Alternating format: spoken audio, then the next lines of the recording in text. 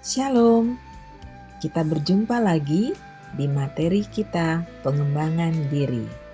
Nah, hari ini kita akan membicarakan tentang pemecahan masalah 2. Nah, topiknya adalah mengendalikan pikiran. Pengertian berpikir. Berpikir adalah proses sensoris, yaitu kegiatan yang melibatkan unsur-unsur indrawi dan otak untuk mengingat sebuah pesan. Artinya apa? Artinya adalah proses yang melibatkan indrawi, mata kita, telinga kita, dan seluruh panca indera kita melibatkan otak, sehingga ketika kita melihat, otak kita bisa berpikir. Ketika kita meraba, otak kita langsung berpikir. Ketika kita mencium bau, otak kita pun langsung memberikan respons, ya. Nah, otak itu mengingat pesan, kesan, persepsi, momen, peristiwa, dan lambang visual atau grafis. Berpikir dapat membuat seseorang menarik kesimpulan, mengambil keputusan, dan menyelesaikan problem yang dihadapi. Oke, apa sih yang terkait dengan pikiran ketika kita melihat sebuah pesan atau kesan? Pesan adalah segala sesuatu yang disampaikan dari orang lain kepada kita, baik secara lisan, tulisan, maupun simbol-simbol. Ketika kalian melihat salib, kalian langsung teringat apa? Nah, otak itu berproses melalui panca indera kita, kemudian langsung dihubungkan kepada otak. Salib itu apa? Siapa yang disalib? Apa manfaatnya salib itu bagi saya? Dan lain sebagainya, ya. Seperti itu cara berpikir otak kita, ya. Momen ketika kamu melihat segala sesuatu yang berkaitan dengan sebuah momen, misalnya jalanan. Ketika kalian melewati sebuah jalanan, kalian teringat akan sebuah momen. Makanya ada lagu Sepanjang Jalan Kenangan dan lain sebagainya, ya. Peristiwa, lambang-lambang visual atau grafis, ya tadi sudah disinggung sedikit, ya. Ketika melihat salib dan lain sebagainya. Nah, berpikir dapat membuat seorang menarik kesimpulan dan mengambil keputusan. Nah, kalau Anda melihat misalnya lambang dari agama lain, kalian pasti bisa mengambil kesimpulan. Oh, ini agama A, ini agama B, hanya dengan melihat simbol. Nah, setelah kalian melihat, kemudian timbul proses berpikir. Apakah ketika saya melihat itu saya alergi, terus kemudian saya menjauh, ya? Misalnya orang yang berpakaian tertentu, yang berbeda dengan kita. Oh, ini pasti agamanya ini nih. Oh, ini pasti teroris nih. Oh, ini pasti begini begitu. Nah, itu adalah respons dari otak kita. Kemudian kita diminta untuk membuat suatu kesimpulan. Kesimpulannya apa? Ya. Dari jauh kita melihat ada banyak orang, ya, membawa bendera, batu, dan lain sebagainya. Wah, terus kita berpikir ini pasti tawuran nih. Kita mau lurus, jalan terus, ya, sampai bertemu dengan orang-orang itu dengan segala risikonya, atau kita mau putar arah. Nah, itu cara berpikir, ya. Kemudian juga menyelesaikan problem yang dihadapi. Ya, itu problemnya adalah kita mau lurus atau jalanan macet misalnya. Kita mau tancap lurus aja, jalan terus, atau kita mau cari jalan yang berbeda. Ya, itu adalah proses berpikir. Berpikir bertujuan untuk memahami ide, realitas dan simbol-simbol, kata-kata, angka, peraturan, dan sebagainya. Nah, ketika kita membaca sebuah artikel, sebuah postingan dari teman-teman kamu, chat WA dan lain sebagainya, itu juga ada kesan kan? Itu yang disebut proses berpikir. Oke. Mengapa pikiran harus dikendalikan? Ya, tadi kan kita harus bisa mengendalikan pikiran ya. Kenapa? Nah, ini gambarnya. Serem juga ya. Di Markus 7 ayat 20 sampai 23. Ayo kita baca yuk. Katanya lagi, apa yang keluar dari seseorang, itulah yang menajiskannya.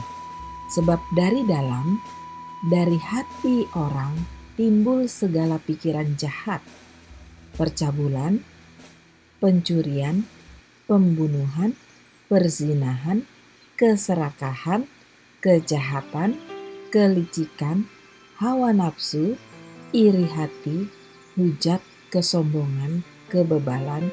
Semua hal-hal yang jahat timbul dari dalam dan menajiskan orang. Nah, yang disebut katanya lagi, ini katanya siapa? Karena nya di sini M-nya huruf besar berarti kata Tuhan Yesus. Apa yang keluar dari seseorang, itulah yang menajiskannya. Jadi, segala sesuatu yang keluar dari orang bukan hanya keringat, air seni, BAB, bukan, tetapi termasuk kata-kata, pikiran yang ada dari dalam hati orang, muncul di dalam pikirannya yang jahat, kemudian keluarlah tingkah laku, perbuatan ya yang tidak baik, itu yang menajiskan seseorang. Oleh sebab itu pikiran harus di-manage, harus dikendalikan. Kalau kita mulai punya pikiran yang nakal, nah itu harus segera kita kembalikan kepada pemikiran yang baik dan seturut dengan kehendak Tuhan. Ya, misalnya apa tuh? Mau ujian, aduh males banget nih, mesti belajar. Ya, mana diajak teman lagi jalan-jalan, udahlah nyontek aja. Nah, ya itu yang harus dikendalikan. Apa yang harus didahulukan? Jalan-jalan atau belajar? Ya. Ya, hal apa yang dapat membawa orang masuk ke dalam masalah? Nah, mari kita lihat kebutuhan dasar manusia. Lalu, apa hubungannya kebutuhan dasar ini dengan masalah yang ada di dalam diri kita sebagai manusia? Selamat menyaksikan. Hierarki piramida Maslow. Berbicara tentang kebutuhan psikologi, ada 5 kebutuhan dasar manusia yang dapat memotivasi tingkah laku. Abraham Maslow mengenalkan teori ini pada tahun 1943. Setelah meneliti orang-orang yang dijadikan contoh yaitu Einstein dan Roosevelt, tahap pertama kebutuhan fisiologis, yaitu kebutuhan bernafas, makan, minum, dan tidur. Saat semua kebutuhan terpenuhi, kita termotivasi pada hal-hal lainnya. Tahap kedua, ingin merasa aman. Manusia mulai ingin menghasilkan uang, membangun dan mencari tempat perlindungan dari segala mara bahaya.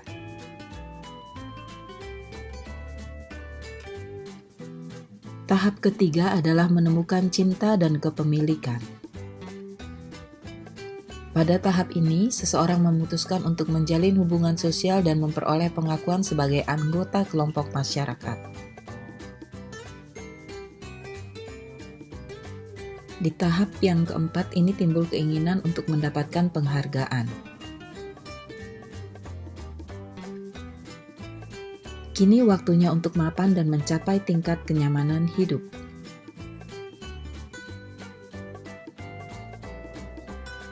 Inilah masa-masa yang paling produktif.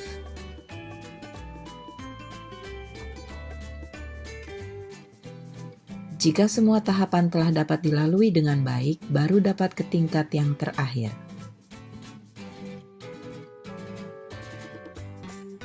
Inilah saat di mana seseorang telah mencapai aktualisasi diri.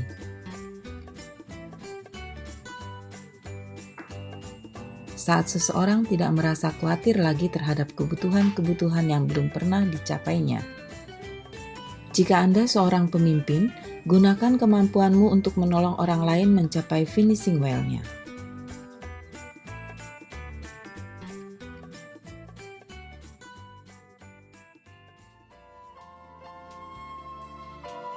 Nah, tadi kita telah menyaksikan piramida Abraham Maslow, teori tentang kebutuhan manusia, ya.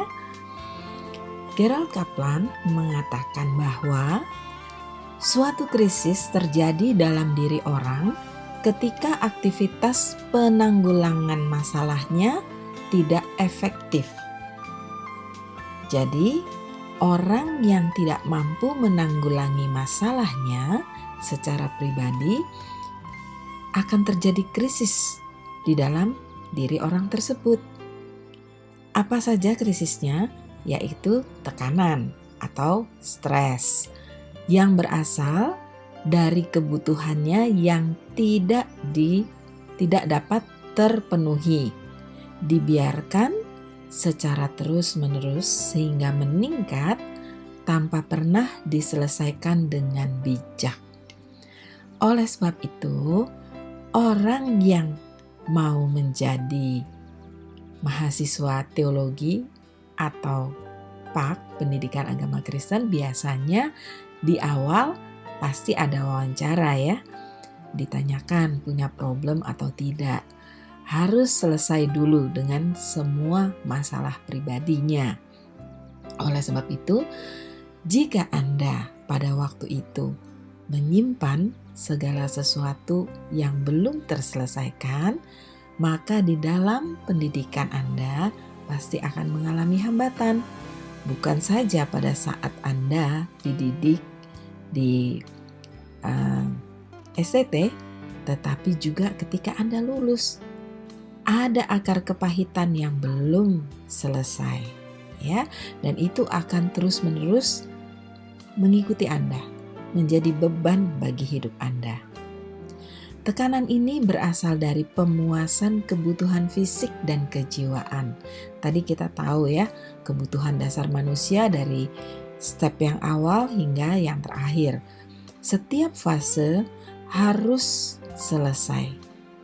Ya, kebutuhan dasar untuk manusia hidup, ya, kemudian selanjutnya kebutuhan dia untuk merasa aman, nyaman, sampai kepada aktualisasi diri.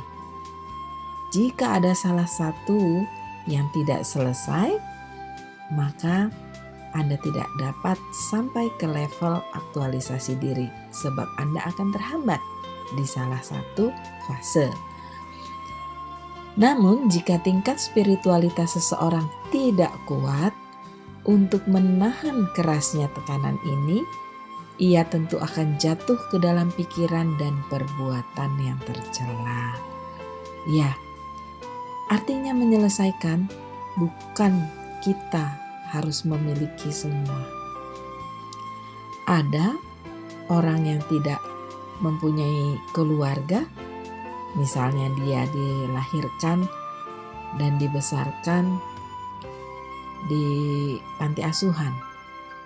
Dia tidak tahu siapa ayah dan ibunya, tetapi dia mampu untuk menerima keberadaannya dan dia selesai dengan itu dia bisa berangkat maju untuk menjadi manusia yang dewasa. Tidak mempertanyakan lagi karena dia sudah tahu bahwa dia tidak memiliki keluarga.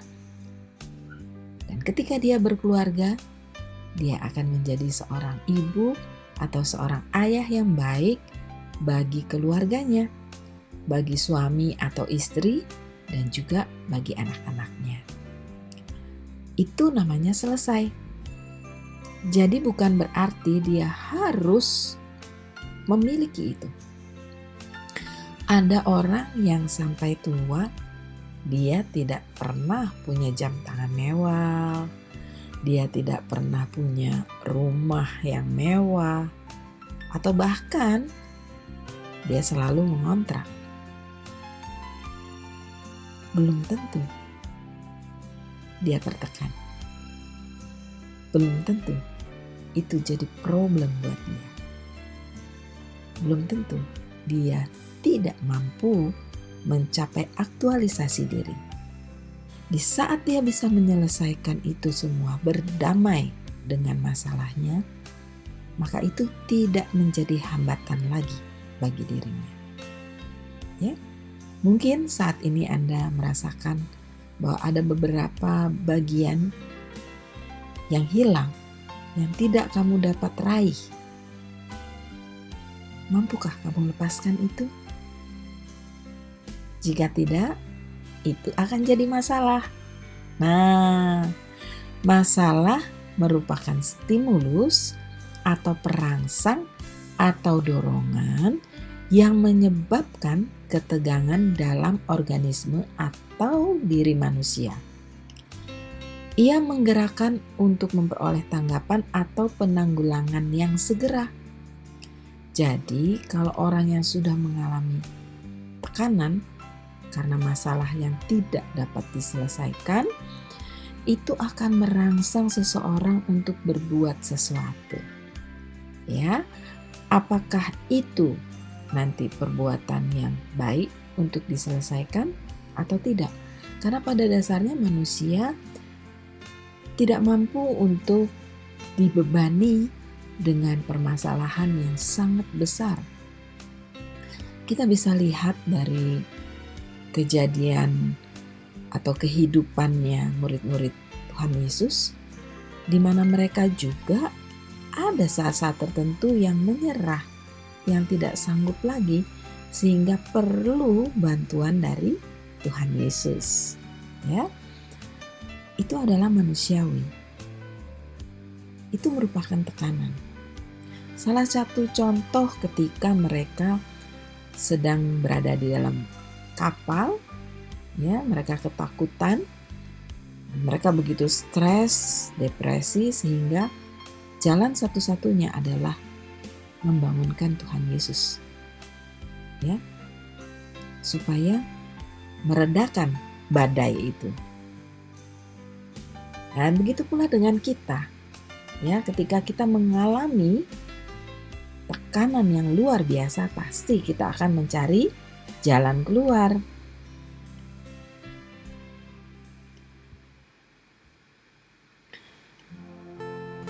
Kegagalan. Perasaan gagal muncul ketika beberapa kebutuhan yang ingin dicapai tidak dapat terpuaskan secara berkesinambungan. Ya, tadi kalau tidak dapat diselesaikan permasalahan itu akan menimbulkan perasaan gagal di dalam diri manusia. Perasaan gagal ini dapat menimbulkan gangguan batin, termasuk perasaan cemas, bingung, bersalah, tidak berguna, kekacauan. Nah, ini salah tulis ya. Kekacauan fungsi hingga ke tingkat yang lebih serius. Nah, orang yang cemas berarti orang yang gagal. Kamu sering merasa cemas?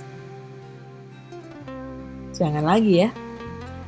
Kamu sering merasa bingung, bersalah, merasa tidak berguna? Oh, itu artinya kamu sedang berada di zona merah. Ayo, dibuang semua, selesaikan masalahmu.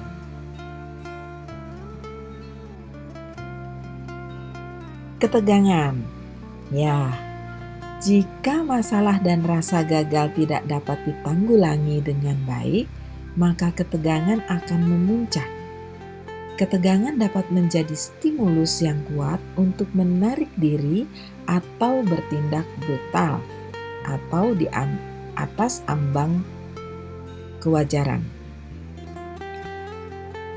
Jika Anda sudah tegang, tuh lihat gambarnya, wajahnya sampai merah ya. Apa yang akan kalian lakukan? Ngamuk, marah membabi buta, pukul, ya, tendang dan lain sebagainya. Sehingga menimbulkan perbuatan yang brutal itu tadi.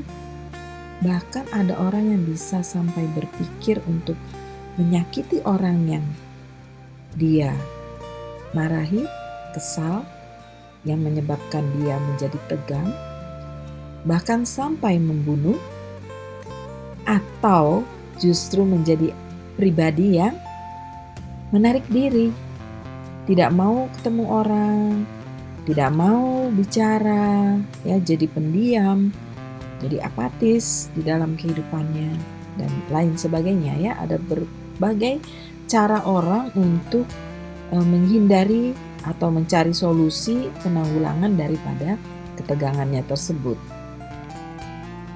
Nah, dampak dari kegagalan adalah munculnya kekacauan pribadi, penyakit psikologis, psikomatik, gangguan mental atau jiwa, delusi, halusinasi, penyalahgunaan nafsa. Nah, ini ya, dampak dari kegagalan ini adalah kepribadiannya jadi kacau ya.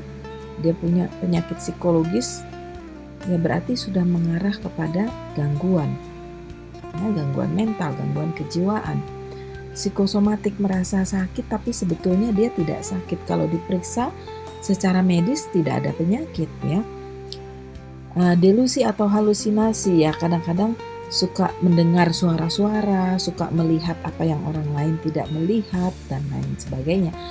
Terus penyalahgunaan nafsa ya, obat-obat terlarang ya, zat adiktif, minum-minuman keras ya, masuk dari semua itu.